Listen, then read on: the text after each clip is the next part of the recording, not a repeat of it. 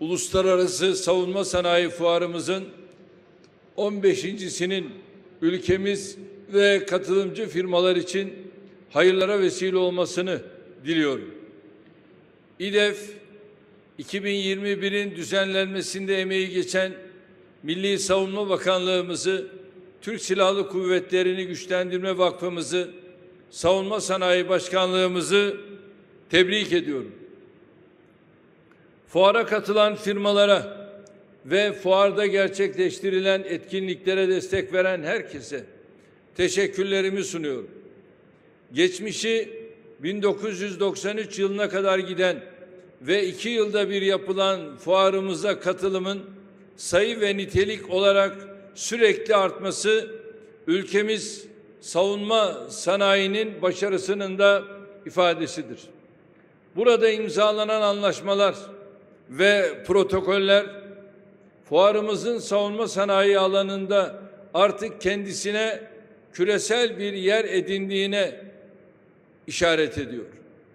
İDEF 2021'i işte böyle bir iklimde gerçekleştiriyoruz. Fuarımız gerek açılışa iştirak eden misafirlerimiz, gerekse katılımcı firmalar bakımından bugüne kadarki en zengin görünüme sahiptir. Bir önceki fuara 1061 firma ve temsilci katılmıştı. Bu defa 1236 firma ve temsilci ile fuarımızı düzenliyoruz.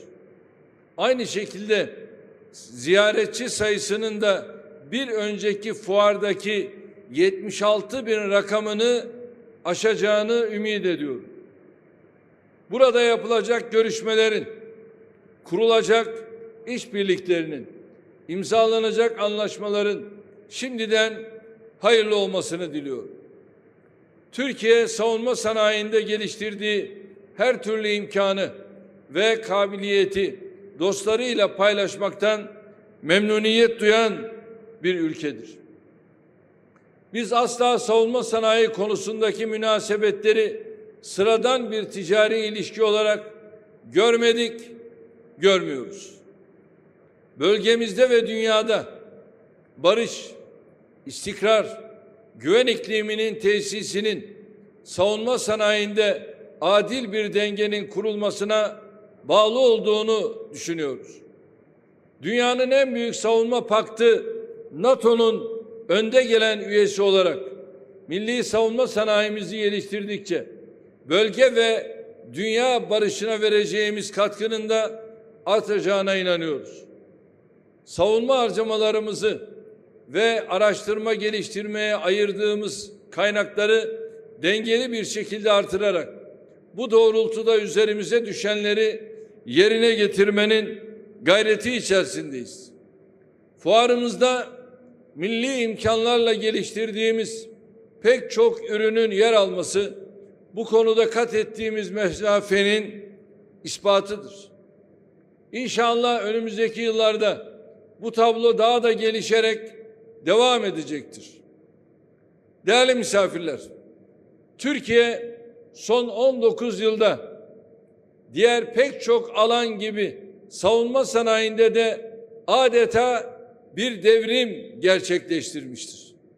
Türk savunma sanayinin dışa bağımlılığını azaltmak amacıyla çıktığımız bu yolda hamdolsun çok iyi bir noktaya geldik. Mesela 2002 yılında ülkemizde sadece 62 savunma sanayi projesi yürütülüyorken günümüzde bu sayı 750'yi geride bırakmıştır. Bu projelerin bütçeleri de 5,5 milyar dolar düzeyinden 75 milyar doların üzerine çıkmıştır. Sektörde faaliyet gösteren firma sayımızda 56'dan 1500'e ulaşmıştır. Firmaların yıllık ciroları 1 milyar dolardan 11 milyar dolara kadar yükselmiştir. Savunma sanayimiz artık dünyada ilk 100 listesine giren ana yüklenicileri, gelişmiş kabiliyetlere sahip alt yüklenicileri, KOBİ'leri, araştırma kuruluşları üniversiteleri sayesinde geniş bir yelpazede kendi özgün ürünlerine sahip hale geldi. Tüm bu gayretlerin neticesinde savunma sanayinde olmanın dışa bağımlılığımızı %80'ler seviyesinden %20'ler seviyesine indirmeyi başardık. Sadece kendi kendimize yeterli olmakla kalmayıp bu birikimi dostlarımızın ve müttefiklerimizin istifadesine de açtık. İhracatımızda da bunun yansımalarını görüyoruz. Daha önce 250 milyon doları bile bulmayan savunma ve havacılık ihracatımız 3 milyar dolar sınırını geride bıraktı. Bu başarının gerisindeki unsurlardan biri de sektörün araştırma geliştirmeye ayırdığı bütçenin 49 milyon dolardan 1,5 milyar doların üzerine çıkmış olmasıdır. Kara, hava ve deniz ürünlerinde ulaştığımız seviyenin sembollerinin başında insansız hava araçlarımız geliyor. Özellikle başarısını sahada bilfiil ispat etmiş olan silahlı insansız hava araçlarının tasarımı, üretimi ve satışında dünyanın ilk 3-4 ülkesi arasında yer alıyoruz. Savunma sanayinde kat ettiğimiz mesafenin ve elde ettiğimiz başarıların gerisindeki bir diğer önemli faktörü de sizlerle açık yüreklilikle paylaşmak istiyorum. Türkiye, küresel tedarikçilerin çıkardığı zorlukları ve maruz kaldığı gizli açık ambargoları aşmak için savunma sanayine bu denli yüklenmiştir. Terörle mücadelesinin en kritik anlarında yalnız bırakılan, sınırları tehdit altındayken ihtiyaç duyduğu hiçbir ürüne ulaşamayan bir ülke olarak kendi ihtiyaçlarımızı süratle karşılayacak adımları atmaya mecbur kaldık. Yürüttüğümüz projelerin bize sağladığı imkanları kendi sınırlarımızı güvenli hale getirmek, hem sınır ötesi harekatlarla bölgemizde bir güvenlik kuşağı oluşturmak için kullandık. Geldiğimiz seviye bizi artık çok daha büyük hedeflere yöneltmiştir. Savunma sanayinde bugünün ihtiyaçlarını karşılamanın ötesinde geleceğin teknolojilerine, geleceğin araçlarına, geleceğin ürünlerine yatırım yapıyoruz. Bilhassa yapay zeka temelli çalışan kara, hava ve deniz araçları konusunda iddialı projeler üretiyoruz. Sürü İHA'lar, insansız deniz araçları, insansız savaş uçakları, elektromanyetik toplar, lazer silahları, uydu sistemleri gibi geleceğin ihtiyaçlarına cevap verecek her alanda varız, var olacağız. Elde ettiğimiz her imkanı, her kabiliyeti, geliştirdiğimiz her ürünü dostlarımızla paylaşmak ise vazgeçilmez önceliğimiz olmayı sürdürecektir. Değerli misafirler, atalarımızın hazır ol cengü cidale, istersen sulhü salah diye bir sözü var. İnşallah tercüme doğru yapılmıştır. Eğer barış istiyorsan daima savaşa hazır olmalısın diye sadeleştirebileceğimiz bu söz bizim savunma sanayindeki felsefemizin en güzel ifadesidir.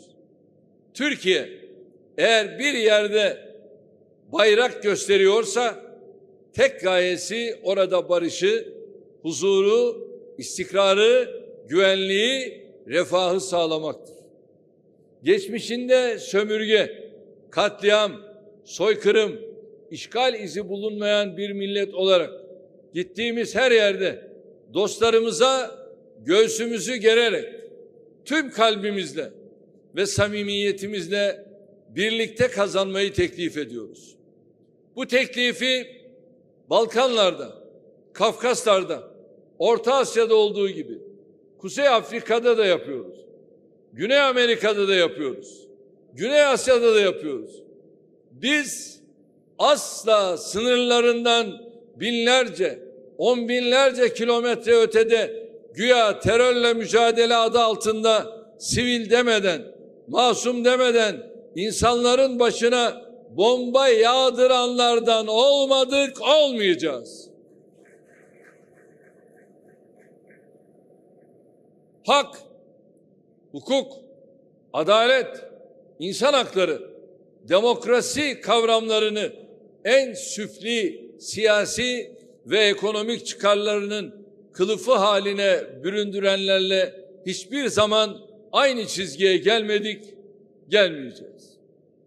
Bir damla petrolü bir damla kandan daha değerli gören zihniyetin bizim değer, toplum ve devlet dünyamızda zerre kadar karşılığı yoktur. Savunma sanayi gibi siyasi ve ekonomik her konuda aynı perspektife sahibiz. Küresel teknoloji firmalarının terör örgütleri karşısında sergilediği çifte standart ve ikiyüzlü tutum bile tek başına niçin her alanda güçlü olmamız gerektiğini göstermeye yeterlidir. Birleşmiş Milletler Güvenlik Konseyi'ndeki çarpık yapıyı anlatmak için yıllardır dile getirdiğimiz dünya beşten büyüktür ifadesinin haklılığını yaşadığımız her hadise bir kez daha teyit ediyor. Lafa geldiğinde tamamen kar zarar hesabı üzerinde yürüdüğü iddia edilen ekonomik araçların yeri geldiğinde nasıl siyasi ve ideolojik güce hizmet eden birer silaha dönüştürüldüğünü bizzat yaşayarak görüyoruz. Savunma sanayi de işte bu çarpık küresel düzenin en önemli araçlarından biridir. İDEF 2021'de gördüğümüz şu güzel manzarayı bu çarpık küresel düzeni değiştirme yolunda hep birlikte kat ettiğimiz mesafenin remzi olarak değerlendiriyorum. İnşallah fuarımız her düzenlenme yılında biraz daha ileriye giderek kısa sürede hedeflerimize ulaşmamızı sağlayacaktır. Bu duygularla bir kez daha fuarımızın katılımcılar ve ziyaretçiler için hayırlara vesile olmasını diliyorum. Uluslararası Savunma Sanayi Fuarımızın 15.'sinin organizasyonunda emeği geçen herkesi tekrar tebrik ediyorum. Hepinizi sevgiyle, saygıyla selamlıyorum. Kalın sağlıcakla. Sayın Cumhurbaşkanımıza hitaplarından dolayı teşekkür ediyoruz. Zat-ı devletlerini bir süre daha sahnede misafir ediyoruz.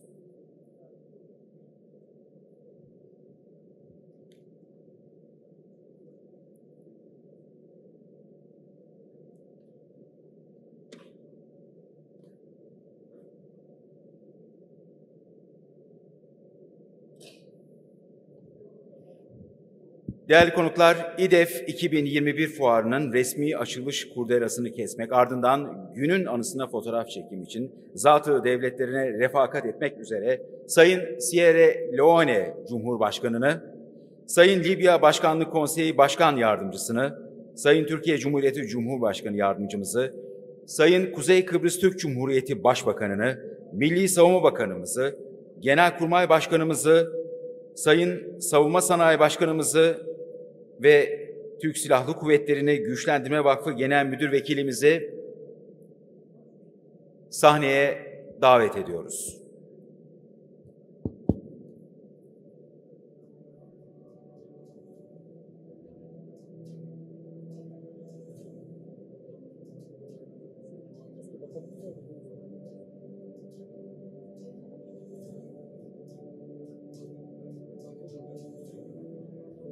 Sayın Bakanım, buyurun efendim.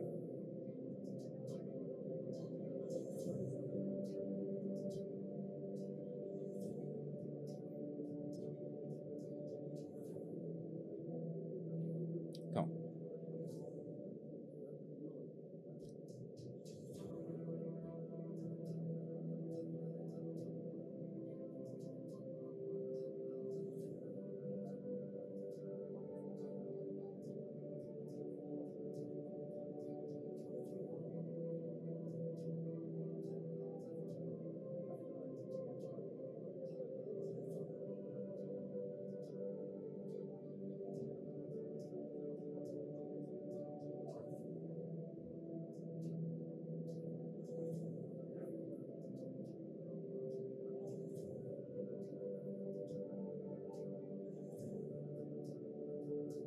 Evet, hazır mıyız?